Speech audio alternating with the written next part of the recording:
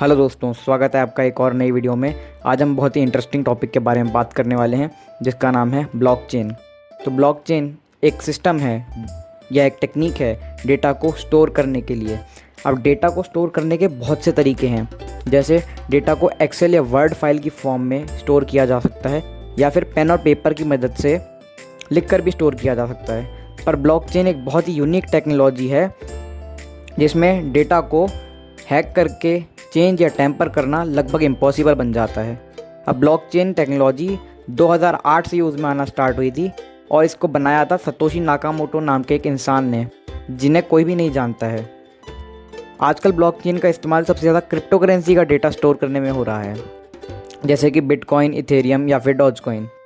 तो चलिए अब मैं आपको बताता हूँ कि आखिर ब्लॉकचेन काम कैसे करता है और इसमें आखिर डेटा स्टोर कैसे होता है। तो ब्लॉकचेन में डेटा ब्लॉक्स के अंदर स्टोर होता है। अब आप लोग का सवाल होगा कि आखिर ये ब्लॉक है क्या। तो ब्लॉक को आप एक नोटबुक के एक पेपर की तरह समझ सकते हैं। जैसे काफ़ी सारे पेपर मिलके एक नोटबुक बनती है, वैसे ही बहुत सारे ब्लॉक्स मिलकर एक ब्लॉकचेन बनाते हैं। और जैसे नोटबुक के एक पेपर पे कुछ डेटा लिखा होता है, वैसे ही हर एक ब्लॉक में कुछ ना कुछ डेटा स्टोर रहता है। तो अब मैं आपको बताऊंगा कि क्या क्या वो चीज़ें हैं जो कि एक ब्लॉक के अंदर स्टोर रहती हैं। तो हर एक ब्लॉक के अंदर 3 चीज़ें स्टोर होती है।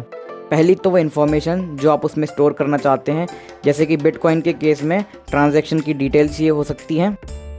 दूसरा, उस ब्लॉक की हैश वैल्यू स्टोर होती है। अब हैश को आप एक फिंगरप्रिंट की तरह समझ सकते हैं। जैसे हर एक इंसान का फिंगरप्रिंट यूनिक होता है, वैसे ही हर एक ब्लॉक की हैश वैल्यू भी यूनिक होती है। अब ये हैश वैल्यू भी ब्लॉक में क्या डेटा स्टोर्ड है उसके हिसाब से जनरेट होती है। और तीसरी चीज़ जो कि एक ब्लॉक में स्टोर होती है वो है उसके पिछले ब्लॉक की हैश वैल्यू। तो इससे सारे ब्लॉक्स आपस में इंटरलिंक्ड रहते हैं। अब अगर कोई इंसान किसी एक ब्लॉक के डेटा को बदलना चाहे तो उसकी हैश वैल्यू भी चेंज हो जाएगी, और क्योंकि उसका नेक्स्ट ब्लॉक भी उसकी हैश वैल्यू स्टोर कर रहा है तो उस ब्लॉक की भी हैश वैल्यू चेंज हो जाएगी। और ये साइकिल तब तक चलेगी जब तक सारे ब्लॉक्स की हैश वैल्यू चेंज नहीं हो जाती। अब आप लोग कहोगे कि इसमें दिक्कत ही क्या है, सारे ब्लॉक्स की हैश वैल्यू चेंज कर लो और फिर माला माल बन जाओ। पर दोस्तों ऐसा नहीं है। अगर आप एक एग्जांपल के लिए देखो कि बिटकॉइन के 1 करोड़ ब्लॉक्स की हैश वैल्यू आप चेंज करने जाओ तो इसमें आपको लगभग 200 साल से भी ज़्यादा लग जाएंगे।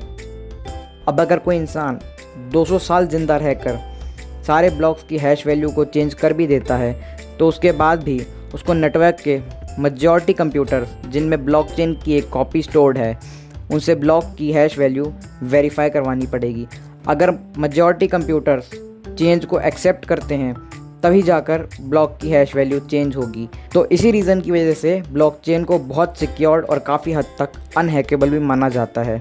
तो वीडियो को एंड तक देखने के लिए थैंक यू। मिलते हैं एक और नई वीडियो में एक और इंटरेस्टिंग टॉपिक के साथ। Good bye.